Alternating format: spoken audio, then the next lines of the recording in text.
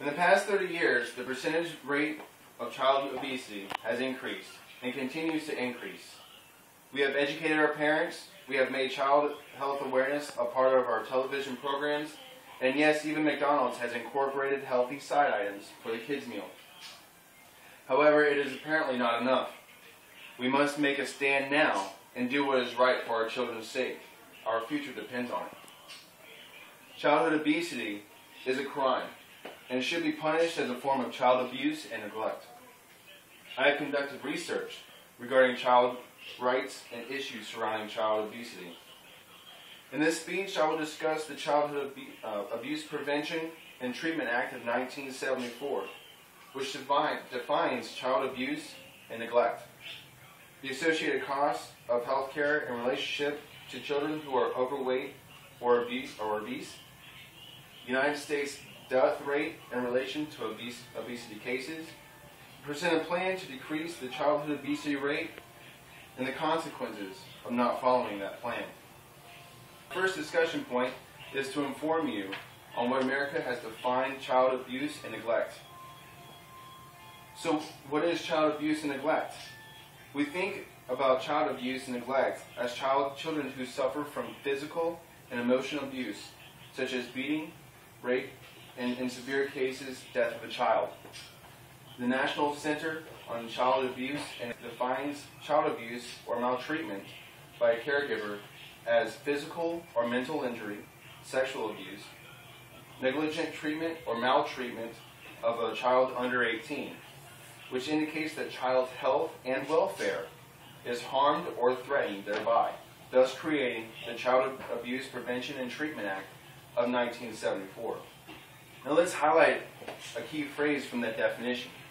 Negligent treatment or maltreatment of children, which indicate that child's health and welfare is harmed or threatened. Child obesity is harmful to the health of children, and here is the proof. The National Conference of State Legislators article on child obesity, 2011 update of the legislative policy opinion concluded with 1/3 of American children overweight or obese, and national health care spending of obesity nearing $150 billion annually. Childhood obesity remains a pressing public health concern. $150 billion annually on health care. So let me break this down a little bit more. The National Conference of State Legislators also concluded that there are roughly 12 million American children and adolescents who are obese. Quick math, that's $12,500 per child annually. It is clear that obesity affects child's health and is harmed. This is an extremely large amount of money provided by taxpayers. Now let me give you the rest of the story regarding childhood obesity and the treatment to their health, or the threat to their health. The New England Journal of Medicine wrote this in their article, "A Potential Decline in Life Expectancy in the United States in the 21st Century. For any degree of excessive body weight, young age was associated with greater years of life lost." Data was collected from 6 cohort studies in the United States to determine that obesity causes approximately 300,000 deaths per year. Now, I've just discussed with you how child obesity is abuse and neglect. Now I'll discuss with you a solid plan to decrease the childhood obesity rate. Parents of overweight and obese children who are oftentimes overweight or obese themselves have questioned in the past 30 years, what can I do to help my child fight obesity? In the past 10 years, education and public awareness regarding child obesity and its effects have been publicized across the nation via newspaper, magazines, television service announcements, and reality programs, even in our schools and health facilities. Therefore, my opinion is that we have shoved the issues of childhood obesity down the throats of Americans for an extended period of time with little to no signs of a decrease in childhood obesity rate, which supports the National Conference of State Legislators research stating that 31.7% of children are either overweight or obese. In relation to child abuse and neglect, if parents were to state that they did not know it was abuse or neglect because they were not educated on the effects of child obesity, would that not be the same as saying that it's okay to not feed your children at all if you were not educated on the effects of starvation?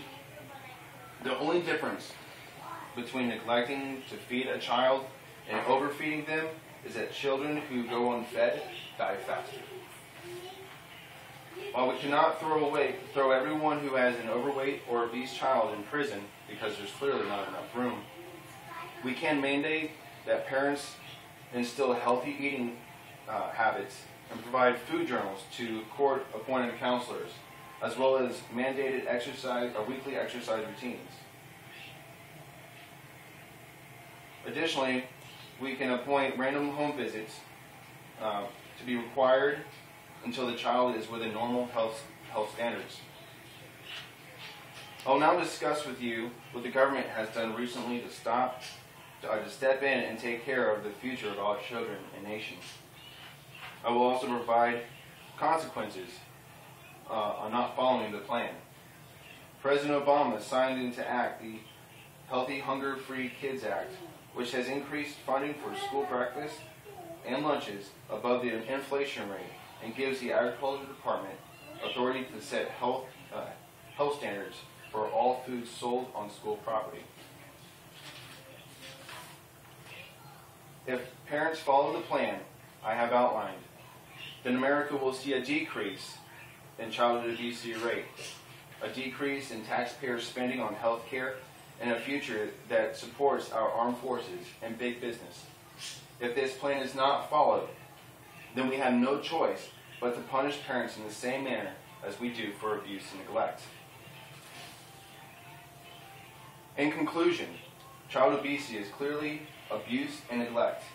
If parents of overweight and obese children cannot take matters into their own hands and influence good health and discipline at home, then the government really has no choice but to step in and be the parent. To recap the significance of this issue, child abuse and neglect is defined as the harm or threat to a child's health or welfare. Taxpayers do spend more than $150 billion annually on health care of overweight and obese children, and 300,000 people die each year from obesity. Again, the evidence is clear.